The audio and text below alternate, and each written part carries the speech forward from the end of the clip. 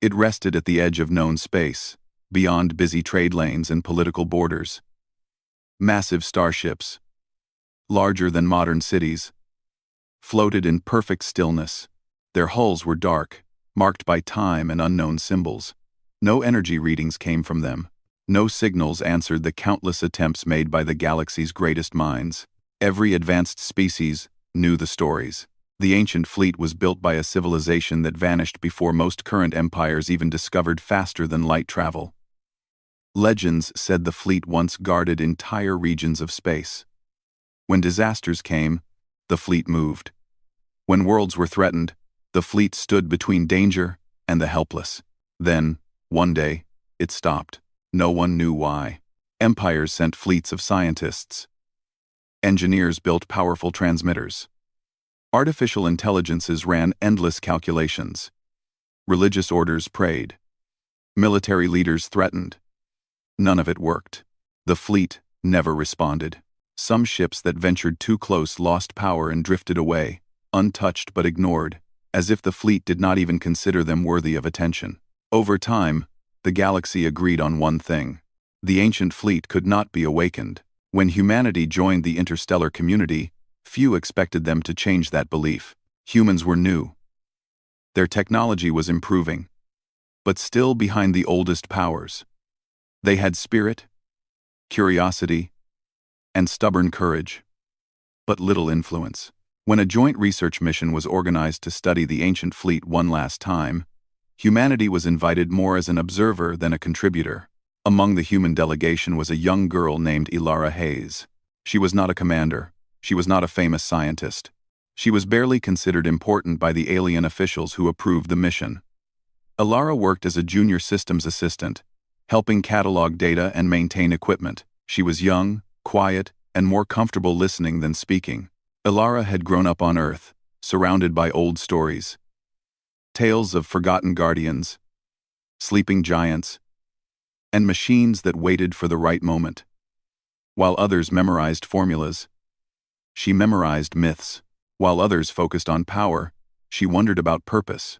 The research station was built at a safe distance from the fleet. Large windows looked out into the endless dark, where the silent ships floated like ghosts. Each day, alien researchers debated new methods to activate the fleet. Each day ended the same way: failure. Ilara watched from the background as arguments filled the chamber.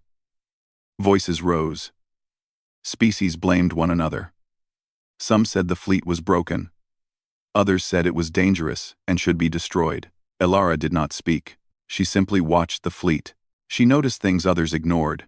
The ships were positioned carefully, not randomly. Their formation resembled something protective, like a shield frozen in time. She noticed that smaller ships were tucked behind larger ones, as if being guarded. She noticed markings that reminded her of old Earth symbols for shelter and promise. One day, while assisting with sensor recalibration, Ilara saw something unusual. For a fraction of a second, the readings changed. Not enough to trigger alarms, not enough for anyone else to notice. But Ilara noticed. She leaned closer to the display. The energy levels had not increased, but they had shifted, like a slow breath. The fleet was not dead. It was waiting. Her heart beat faster.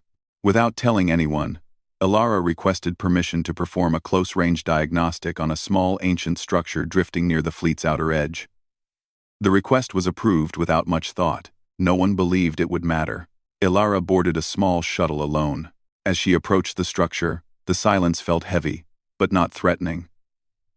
The ancient construct was smooth and dark, shaped like a tall pillar, with faintly glowing lines running across its surface. It looked less like a machine and more like a monument. Ilara stood before it, her hands trembling slightly. She expected instructions. A screen, a command panel. There was none. She placed her hand against the surface. The station's monitors lit up. Alarms sounded across the research complex as energy readings spiked for the first time in recorded history. Observers shouted in disbelief. Security teams scrambled. Scientists froze in shock. The ancient structure glowed softly beneath Ilara's palm. Inside her mind, she felt something she could not explain. Not words, not images, A feeling. A deep, ancient awareness that stirred like someone opening their eyes after a long sleep. Ilara did not pull away. She spoke softly, unsure why. "We're still here," she said. "The galaxy is still hurting." The glow brightened. One of the ancient ships moved, just slightly, enough to change everything. Back on the station, chaos erupted. Leaders shouted orders. Some demanded Ilara be removed immediately. Others stared in silent awe at the impossible sight unfolding before them. A single ancient ship powered on. Its lights came alive, gentle, and calm. It did not aim weapons. It did not threaten. It simply acknowledged the presence of the human girl. A low, harmonic signal echoed through space, unlike any transmission ever recorded. Ilara felt warmth spread through her chest. Tears filled her eyes, though she did not know why. "You were waiting," she whispered. The signal changed, softer now. Behind the first ship, another stirred. Then another. Not awakening fully, but responding, listening. Ilara understood something then that no one else did. The ancient fleet had never been locked. It had been resting, waiting for a voice that spoke not of control, but of care. As security teams rushed toward her shuttle, Ilara slowly stepped back from the structure. The glow faded, but the feeling remained. The fleet did not return to full silence. It was aware now. When Ilara returned to the station, she was surrounded by officials and scientists, all speaking at once. Questions flew at her. Accusations followed. Demands for explanations she could not give. She only said one thing. "It wasn't sleeping because it was broken," she said quietly. "It was waiting for someone who remembered why it was built." The chamber fell silent. Outside the station, the ancient fleet held its formation. No longer forgotten, no longer unreachable. The galaxy had just witnessed the impossible, and humanity, through one quiet girl, had taken the first step into a legacy older than the stars. Every corridor buzzed with quiet tension. Screens replayed the same moment again and again, the ancient ship lighting up, the soft signal spreading through space, the impossible proof that the ancient fleet could respond. Scientists argued in low voices. Officials sent urgent messages to their home worlds. Guards doubled their patrols. At the center of it all was Ilara Hayes. She sat alone in a small observation room, hands folded in her lap, staring out at the distant glow of the fleet. She felt calm, even though everything around her felt unstable. The warmth she had felt when touching the ancient structure had not left her. It lingered like a memory that refused to fade. Across the station, the Alien Council assembled in emergency session. They were powerful beings, tall, scaled, feathered, or glowing with inner light. Many had ruled their species for centuries. They spoke of danger, of balance, of control. Some demanded the human girl be removed from the station. Others wanted her questioned, tested, and studied. "She may have triggered a defense system," one council member said. "She may be a threat," another added. "She may be a key," said a quieter voice. No one truly knew. When Ilara was finally brought before them, she did not look impressive. She wore a simple human uniform. Her eyes were tired, but steady. She did not bow deeply or speak loudly.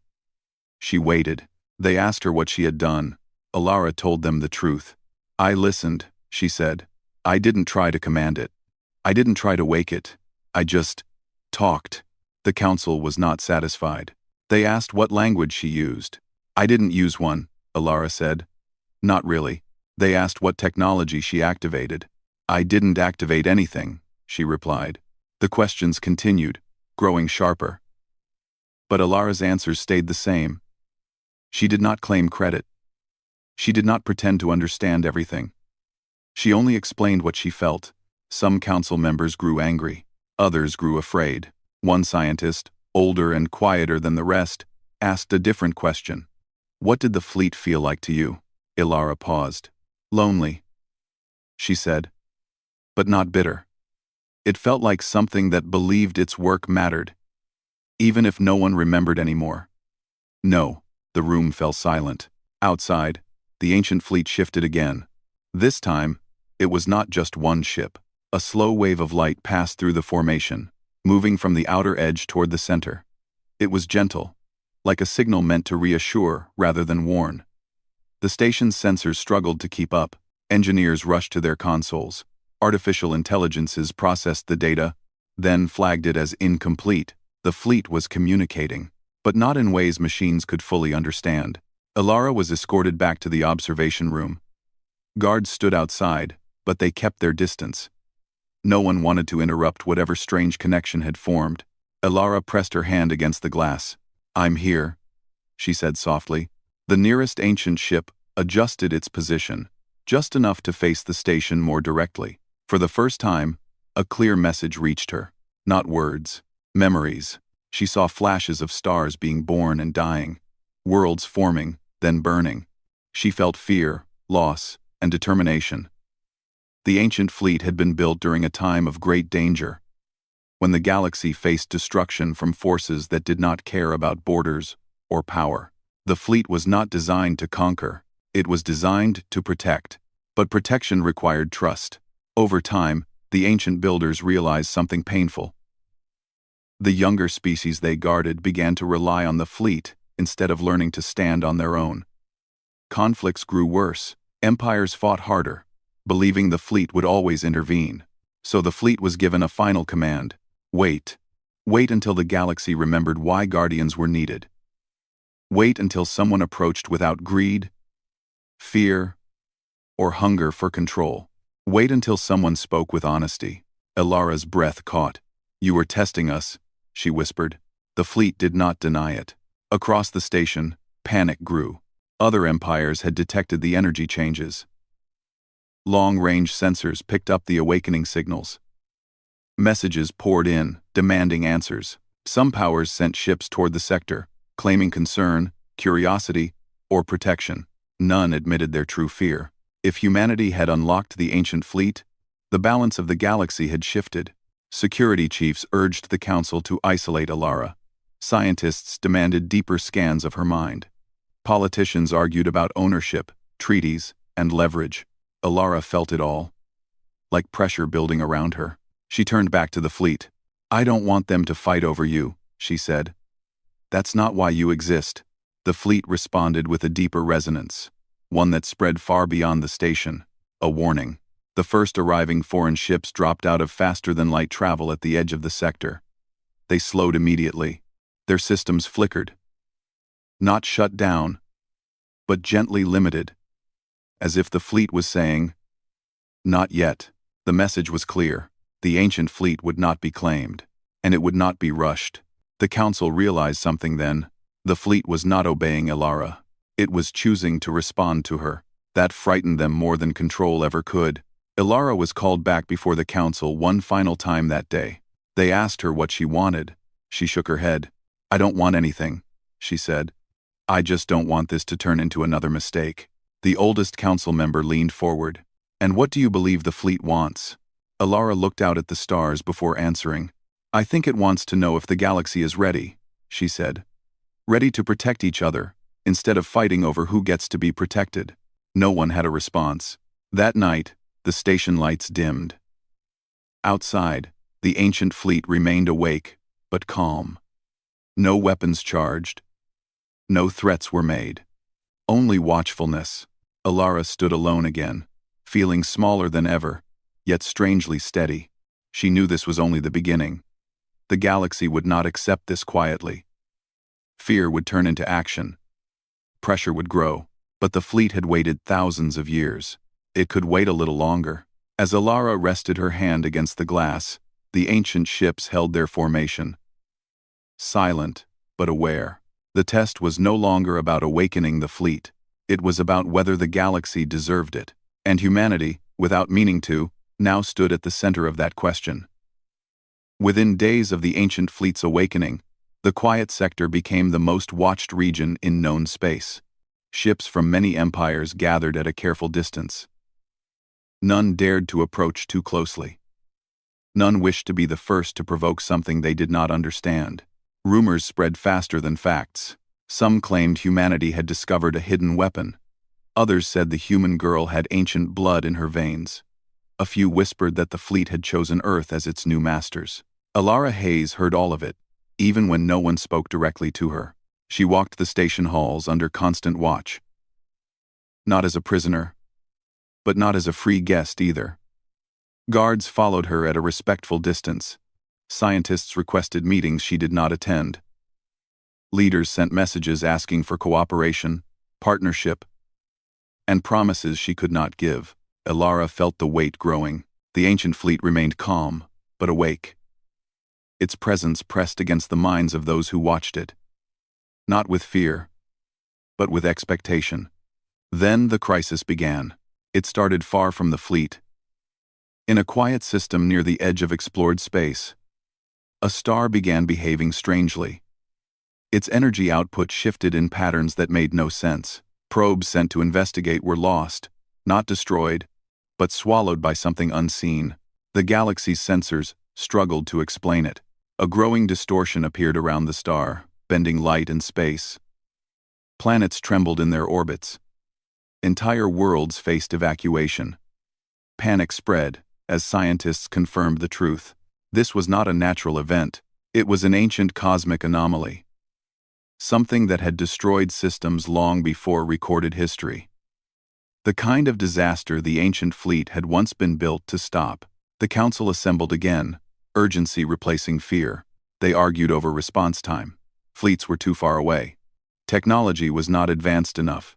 Evacuation would save some, but millions would still be lost. Someone finally spoke the thought no one wanted to say aloud. The ancient fleet could stop this. Silence followed. Eyes slowly turned toward Alara. She stood at the edge of the chamber, hands clenched, heart racing. She felt the fleet stir the moment the anomaly was mentioned. It recognized the threat. It remembered, but it did not move. The council demanded Alara speak to the fleet, to ask it to intervene.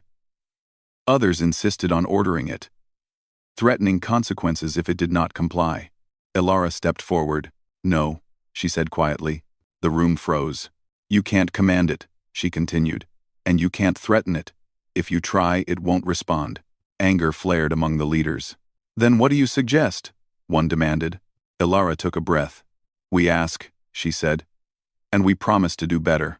They looked at her like she was naive, but they had no better option. Alara was escorted back to the observation chamber. Outside the glass, the ancient fleet glowed softly, aware of the danger unfolding far away. Alara closed her eyes and placed her hand on the window. "I know you remember this," she said. "You've stopped it before." The fleet responded, sending memories again. Alara saw systems saved, stars stabilized, lives protected. She also saw the aftermath. Empires growing arrogant. Species relying too much on guardians instead of responsibility. She understood the hesitation. "They're afraid," she whispered. "But they're learning. Please, let this be the moment they change." The fleet did not answer immediately. Time passed. In the distant system, the anomaly grew stronger. Evacuation fleets struggled to keep up. Hope faded across the galaxy. Then, slowly, the ancient fleet moved. Not all of it. Only a portion separated from the formation, gliding forward with silent purpose. The ships aligned, their ancient systems awakening fully for the first time in millennia. Across the galaxy, sensors lit up. The fleet did not rush. It did not show force.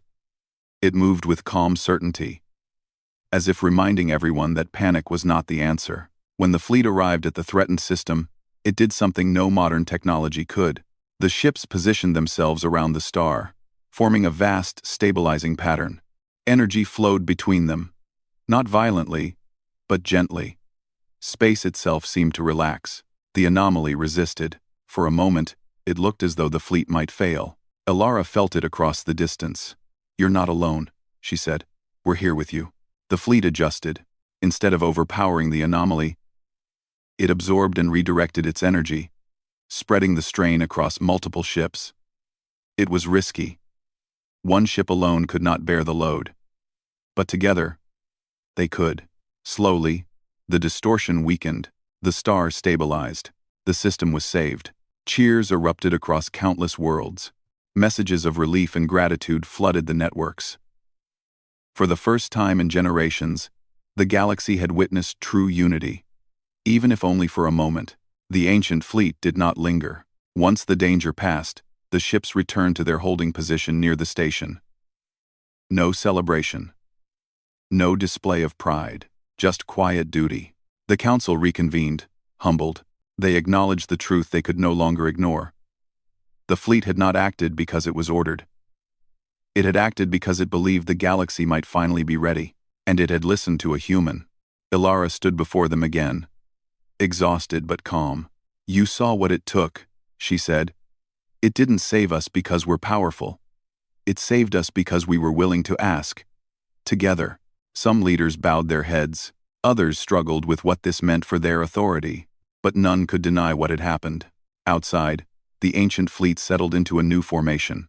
Not dormant, not fully active, watchful, waiting. Ilara looked out at the stars, knowing this moment would shape the future.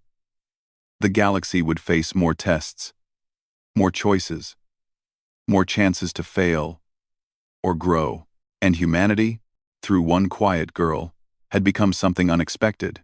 Not rulers, not conquerors, but a reminder that even the oldest guardians listen for one simple thing, a voice that asks not for power, but for responsibility. Too many worlds had watched the ancient fleet move with calm purpose. Too many leaders had felt how small their power was compared to something built on responsibility instead of fear. For the first time in a long while, the galaxy paused to think instead of rushing forward. The ancient fleet remained near the research station, no longer hidden, no longer silent. Its presence felt different now, not threatening, not distant. It felt like a quiet promise, hanging in the dark. Ilara Hayes stood at the observation window, hands resting against the glass. She looked tired, but peaceful. The weight she had carried for days had not vanished, but it had changed. It no longer felt like pressure. It felt like purpose. Messages arrived from across known space. Some were filled with gratitude. Others were careful, political, and guarded. A few carried fear disguised as praise. Many leaders asked the same question in different ways. What happens now? The council met again. This time, without shouting. They asked Ilara to attend, not as a subject, but as a voice they could no longer ignore. She sat among them, small compared to the tall figures surrounding her, yet steady. One council member spoke slowly. "The ancient fleet has proven it still serves the galaxy. But it has also shown that it will not serve authority." Ilara nodded. Another asked, "Does it serve humanity?" Ilara shook her head. "It doesn't serve anyone," she said. "It protects." "That's different." The room grew quiet. A third voice spoke, older than most. "Then what role does humanity play?" Ilara thought before answering. "We listen," she said. "And we remind the fleet why it matters. That's all." Some leaders were relieved. Others were uncomfortable. Power had always been about control. What Ilara described offered no ownership, no advantage, no throne. Only responsibility. That frightened those who had built their empires on certainty. News spread quickly. On Earth, people watched the recordings in disbelief. They saw a human girl stand calmly before beings far older and stronger than herself. They saw the ancient fleet respond not to force, but to empathy. Humanity's reputation shifted overnight. No longer were humans dismissed as reckless newcomers. They were spoken of with curiosity, respect, and sometimes quiet wonder. Not because they were the strongest, but because they carried something rare, the ability to remember why strength should exist at all. Ilara was offered many things: positions of authority, titles, protection, a permanent place among the stars. She refused them all. "I didn't awaken the fleet to rule anything," she said gently. "I just helped it remember." The ancient fleet responded to her words. For the first time, it sent a message the galaxy could understand. Not spoken, shared. Across every network, across every translation system, a simple understanding formed in the minds of those who received it. The fleet would remain active. It would watch. It would protect when true threats emerged. But it would never belong to any one species. And if the galaxy returned to greed and endless conflict, the fleet would leave again. The message ended with something unexpected: gratitude. Not toward humanity alone, but toward the idea humanity represented. The idea that even young species could grow. That hope was not foolish. That guardianship was not about power, but care. Alara felt tears slip down her cheeks as the message faded. "You're welcome," she whispered. In the days that followed, the ancient fleet slowly adjusted its position. It did not vanish. Instead, it spread out, placing parts of itself in distant regions. Not as rulers, but as silent watchers. The galaxy felt safer, not because it was controlled, but because it was observed by something that believed it could still do better. Alara, prepared to return to Earth, the station's crew gathered to see her off. Scientists, guards, and even a few council members stood in quiet respect. No speeches were made. No ceremonies held. As Alara boarded her shuttle, she turned one last time toward the fleet. "I'll keep listening," she said softly. The nearest ancient ship shifted, just slightly, as if nodding. When Alara returned to Earth, life did not become easier. She was famous, whether she wanted it or not. People asked her for answers she did not have. Some wanted her to speak for the fleet. Others wanted her to disappear so the universe could feel predictable again. She chose a simple path. Alara worked with historians, teachers, and explorers. She helped humanity remember its own stories. Stories of standing up when it mattered. Stories of protecting the weak. Stories of choosing kindness when fear was easier.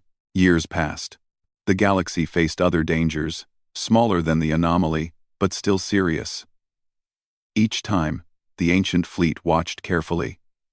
Sometimes it acted. Sometimes it did not. And each time it chose not to, the younger species stepped forward on their own. They were learning. One night, long after the noise faded, Alara stood beneath Earth's sky. Stars filled the darkness above her. Somewhere among them, ancient ships drifted. Listening, humanity had not become rulers of the galaxy. They had become something better. A reminder. A reminder that even machines older than time itself could be moved by a simple truth. That the greatest power in the universe is not command, it is care. And because one human girl remembered that, the galaxy had been given another chance.